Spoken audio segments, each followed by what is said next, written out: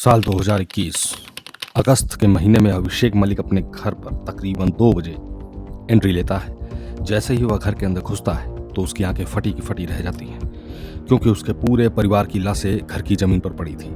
लेकिन जब कत्लेआम की सच्चाई बाहर आती है तो पूरा रोहतक दंग रह जाता है।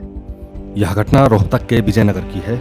अभिषेक के फादर प्रदीप मलिक एक प्रॉपर्टी डीलर थे, मां बबली देवी एक हाउसवाइफ थी और अभिषेक की एक छोटी बहन नेहा मलिक थी, जिसकी उम्र लगभग 18 साल थी और इस परिवार के साथ नानी भी रहा करती थी। अभिषेक अपनी 12वीं क्लास की पढ़ाई पूरी करके दिल्ली चला जाता है, जहां वो एयरलाइंस में कैब क्रू का कोर्स करता है और उसको पूरा करने के बाद रोहतक आ जाता है और बीकॉम की पढ़ाई करने लगता है। अभिषेक के फादर, जो कि एक प्रॉपर्टी डीलर थे, काफी पैसे वाले और रिच आदमी थे और उसके बाद अभिषेक पूरी प्रॉपर्टी का इकलौता वारिस था। साथ ही अभिषेक के फादर प्रदीप मलिक अपने साथ सुरक्षा के लिए हथियार बंद सुरक्षा गार्ड भी रखते थे। इसके साथ ही घर में भी हथियार रहा करते थे। पूरा परिवार हंसी खुशी रहता था, लेकिन अचानक अभिषेक के व्यवहार में बदलाव आने लगा। इसकी हरकतें बदलने लगी। पूरा परिवार इससे परेशान था और इसी बीच एक दिन अभिषेक की बहन नेहा ने अभिषेक को ऐसी हरकत करते देखा जिससे वो शॉक्ड हो गई। अगस्त 2021 का महीना था। सुबह सुबह अभिषेक मलिक अब पार्टी करने के लिए होटल जाता है और पार्टी एंजॉय करने के बाद वो अपने घर करीब 2 बजे वापस आता है और डोर बेल बजाता है, लेकिन काफी देर हो जाती है, कोई दरवाजा नहीं खोलता। इस पर अभिषेक अपनी माँ को कॉल करता है, लेकिन जवाब नहीं मिलता।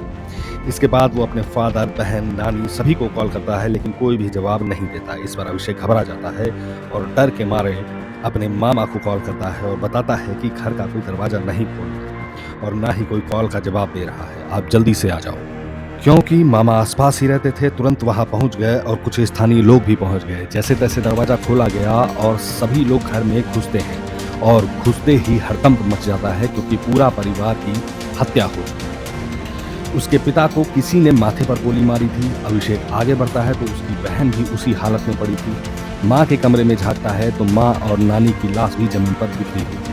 पूरा घर खून से लहलुहान था और अब सिर्फ और सिर्फ अभिषेक जिंदा था। पुलिस मौके पर पहुंचती है तो मंजर देख के दंग रह जाती है। इसके बाद सभी लाशों को पोस्टमार्टम के लिए भेजा जाता है। बहन नेहा की थोड़ी बहुत सांसें चल रही थी। उसके इलाज के दौरान उसकी भी मौत हो गई। इसके बाद पुलिस इन्वेस्टिगेशन शुरू होती है। पुलिस इस घटना में हैरान और परेशान थी। इन्वेस्टिगेशन जारी रहती है और लगातार एक क्वेश्चन उठ रहा था कि अगर किसी दुश्मन को प्रदीप मलिक के पूरे परिवार को खत्म करना था तो अभिषेक मलिक कैसे बच गया, जबकि वो इकलौता था, और अगर संपत्ति के लिए किसी ने दुश्मनी निकाली है तो अभिषेक को भी मार देता। इस सवाल का जवाब निकालना पुलिस के लिए काफी अहम था, क्योंकि जिस तरह प्रदीप मलिक समेत पूरे परिवार की हत्या की गई तो ऐसा लग रहा था कि ये काम किसी घर के ही सदस्य का है। इसलिए पुलिस ने सभी रिश्तेदारों से पूछताछ की और उसके बाद अभिषेक मलिक से भी पूछताछ की। अभिषेक ने बताया कि उस दिन वो सुबह ही अपने दोस्तों के साथ पार्टी में चला गया था, जिसके बाद पुलिस ने छानबीन की तो ये बात सच भी निकली। पुलिस ने प्रदीप मलिक की प्रॉपर्टी डिस्प्यूट के लिए पूछताछ की, लेकिन कोई भी दुश्मनी सामने नहीं आई, ना कोई गवाह, ना कोई सबूत।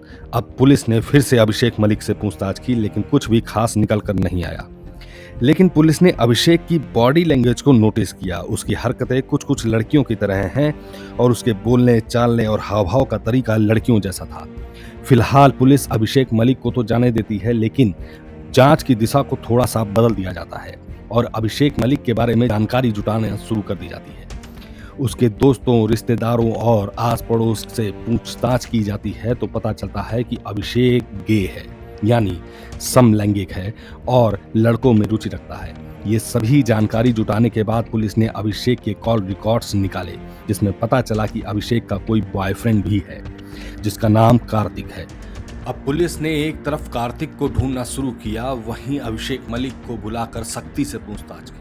गहराई से सवाल जवाब करने पर सच्चाई सामने आई और सब के सब हैरान रह गए। इस केस में जब हम थोड़ा पीछे की तरफ जाते हैं तो अभिषेक जब 12वीं क्लास पास आउट होने के बाद दिल्ली जाता है एयरलाइंस कंपनी में कैबिन क्रू का कोर्स करने के लिए, तो इसी बीच उसकी मुलाकात कार्तिक से होती है और उसकी भी रुचि हाव भाव अभिषेक से मिलते जुलते थे और दोनों धीरे धीरे करीब आ जाते हैं।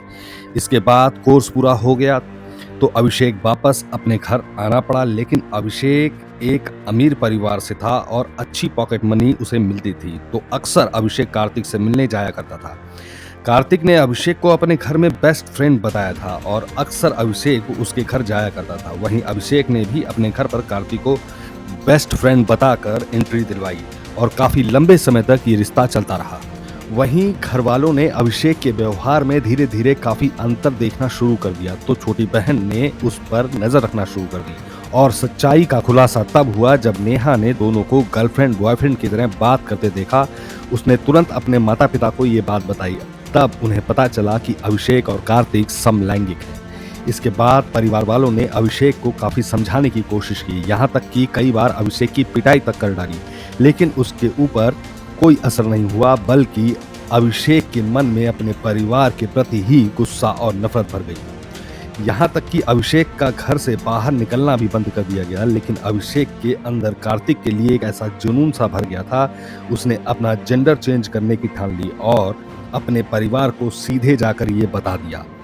इसके लिए पैसा भी मांगा, लेकिन परिवार वालों ने साफ इनकार कर दिया और उसने ये भी कहा, मैं और कार्तिक शादी करके कहीं दूर शिफ्ट हो जाएंगे, लेकिन घर वाले नहीं माने। अब अभिषेक अंदर से बौखला उठा था। उसने अपने पिता की रिवॉल्वर चुराने का प्लान किया और एक रात जब सब सो रहे थे तो उसने उस रिवॉल्वर को चोरी किया और अगली सुबह उसने अपने प्लान को एग्जीक्यूट किया और शुरू हुआ मौत का तांडव। सबसे पहले वो अपनी बहन के कमरे में गया और टीवी का वॉल्यूम तेज करके उसके सिर पर शूट कर दिया। उसके बाद अपनी नानी को अपने कमरे में बुलाया और उन्हें भी शूट कर दिया। फिर ऊपर के कमरे से नीचे अपनी माँ से मिलने आता है, जो रसोई में खाना बना रही थी। माँ से कहता है कि नानी मेरे कमरे में है और खाना मंगवाया है। माँ उसके लिए ऊपर कमरे में खाना ले जा रही थी। अभिषेक पीछे पीछे जाता है और कमरे में घुसते ही अपनी माँ को भी वो शूट कर देता है।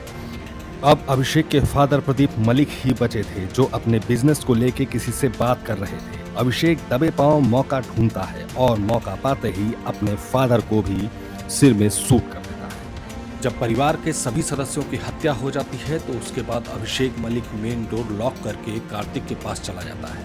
कार्तिक पहले से ही होटल में पार्टी कर रहा था, जैसा कि सीसीटीवी फुटेज में पुलिस ने देखा था, और 2 बजे घर वापस आता है और ऐसे नाटकीय अंदाज में ड्रामा करता है कि लगता है कि उसको कुछ पता ही नहीं था। और एक बार तो पुलिस ने भी सीसीटीवी फुटेज देखने के बाद यह अंदाजा नहीं कर पाया था कि ये सारी साजिश अभिषेक मलिक के द्वारा की गई। लेकिन क्या कहें, सच परेशान हो सकता है, हार नहीं सकता, एक ना एक दिन सामने जरूर आता है। अभिषेक को गिरफ्तार कर लिया गया और सारी सच्चाई जब लोगों के सामने आई तो पूरा रोहतक दंग रह गया। इसी के साथ मैं आप सभी से विदा लेता हूं। जय हिंद।